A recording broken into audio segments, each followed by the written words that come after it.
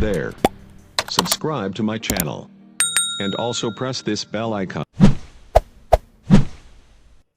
Hello everyone, आज का topic हम पढ़ेंगे ट्रायल बैलेंस। तो आज इस टॉपिक को हम समझेंगे कि ट्रायल बैलेंस को कैसे बनाते हैं और ट्रायल बैलेंस की हम मीनिंग भी समझेंगे क्या होता है। तो आइए हम देखते हैं कि trial balance is a statement prepared with debit and credit balances of ledger account.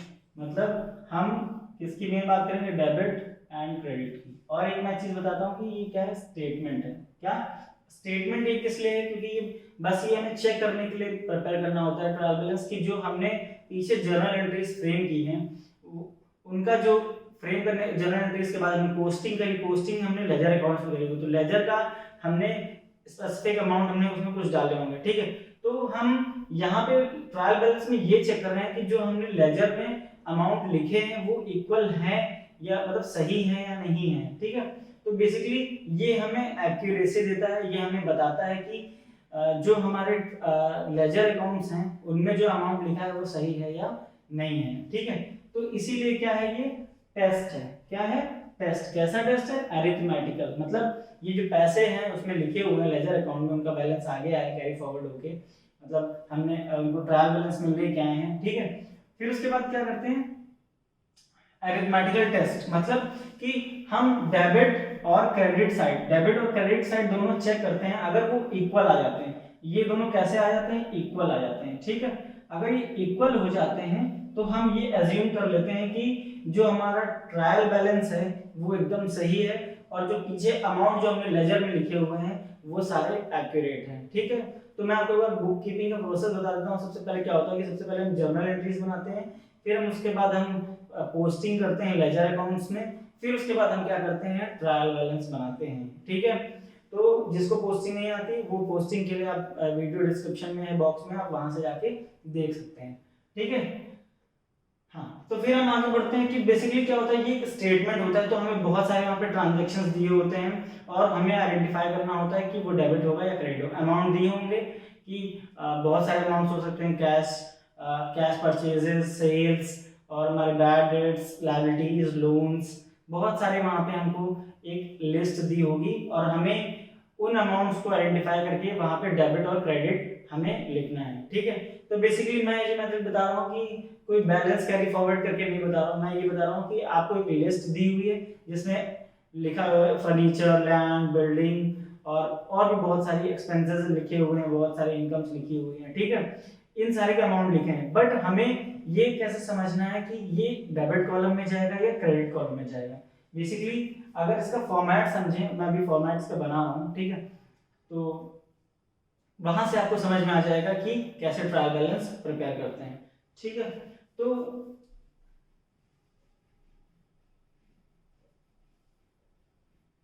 Trial balance का हम एक सिंपल सा फॉर्मेट बना लेते हैं। मान लीजिए कि ट्रायल बैलेंस में हमें ये फॉर्मेट है, ठीक है।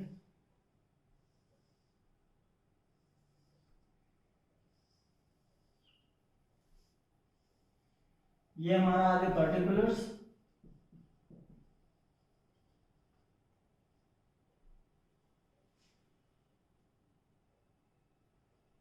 और ये हमारा आ गया debit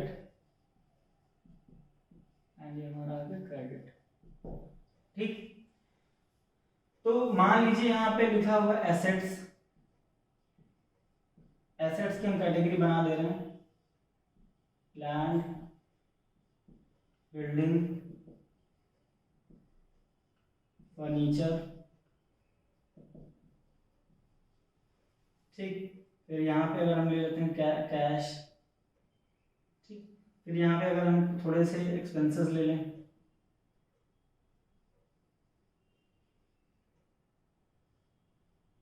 rent, salary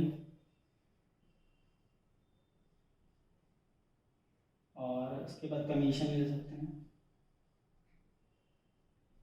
commission paid, ठीक है। अभी मैं दो कुछ लेके समझा रहा हूँ, ठीक है। तो हमें जैसा कि अब ये डेबिट क्रेडिट जब हम ट्रायल बैलेंस बनाते हैं उसमें बहुत सारी ट्रांजेक्शन, मतलब बहुत सारी ऐसी लिस्ट दी होती है और हमें डेबिट और क्रेडिट आइडेंटिफाई करना होता है कि वो डेबिट और क्रेडिट कैसे होंगे, ठीक है। तो यहाँ पे इसको समझने के लिए सिंपली है कि आपको गोल्डन रूल आना बहुत जरूरी है, ठीक है। और एक और मैंने दो मेथड्स में जर्नल एंट्रीज बनाई हुई हैं, ठीक है, एक गोल्डन रूल के साथ एक बनाई हुई है और एक विदाउट गोल्डन रूल्स। तो आप वो दोनों आपको डिस्क्रिप्शन में बॉक्स मिल जाएंगे, डिस्क्रिप्शन बॉक्स में आपको मिल जाएंगे, ठीक है। तो आप अगर आपको जो भी मेथड नहीं आता आप वीडियो वहां से देख सकते हैं, ठीक है।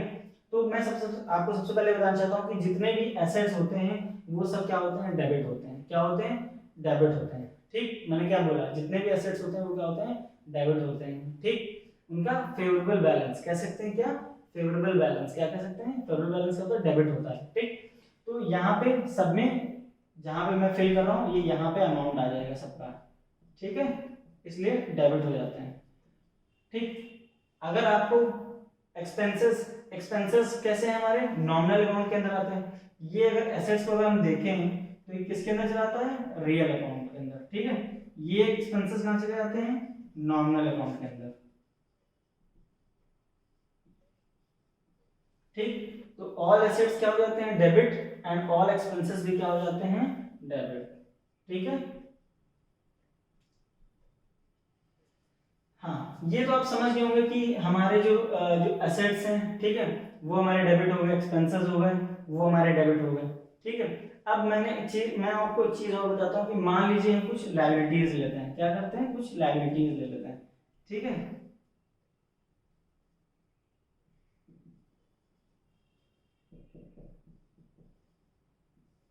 सबसे पहले हम ले लेते हैं लोन,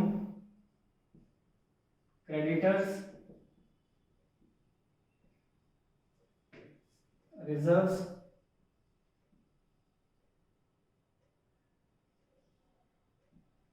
एक्सेट्रा, और आगे मैं एग्जांपल्स नहीं ले रहा हूँ, ठीक है। तो हमें जैसा पता है कि ये हमारी क्या लायबिलिटीज हैं, तो हमारी लायबिलिटीज का जो फेवरेबल बैलेंस होता है, तो ये मैं बार बार फेवरेबल बैलेंस बोल रहा हूँ और ये बोल रहा हूँ, तो जो मैंने एक मेथड से जर्नल एंट्रीज बनाई हुई है विदाउट गोल्डन रूल्स, मतलब बिना गोल्डन रूल के यूज के मैंने जर्नल एंट्रीज कैसे फ्रेम कर सकते हैं, ये उस मेथड के अकॉर्डिंग है, ठीक है। तो लोन हमारा क्रेडिट होता है, ठीक है, फेवरेबल बैलेंस क्रेडिट कर देते हैं, क्रेडिटर्स का क्रेडिट, ठीक, रिजर्व्स भी क्या हो जाते हैं, क्रेडिट हो जाते हैं, ठीक है। तो ये इस तरह हम क्या करते हैं, जब हमारे पास ट्रायल बैलेंस की लिस्ट आती है, जो स्टेटमेंट हम प्रिपेयर करते हैं, तो इसके अकॉर्डिंग ही करते हैं। मान लीजिए मुझे लिस्ट दी हुई बहुत सारे आइटम्स की और अमाउंट लिखे हुए हैं कि ये अमाउंट है, तो उन अमाउंट को हमें अपने इन रूल्स के अकॉर्डिंग हमें उन्हें डेबिट या क्रेडिट करना है, ठीक है। तो ये करने के बाद हमने लायबिलिटीज का देख लिया, एक्सपेंसेस का देख लिया, एसेट्स का देख लिया, ठीक है।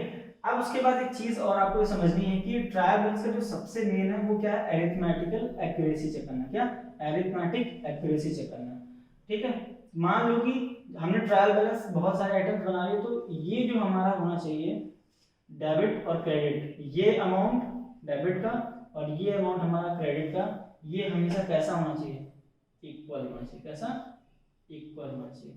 तो यहाँ पे कह सकते हैं debit is equal to credit.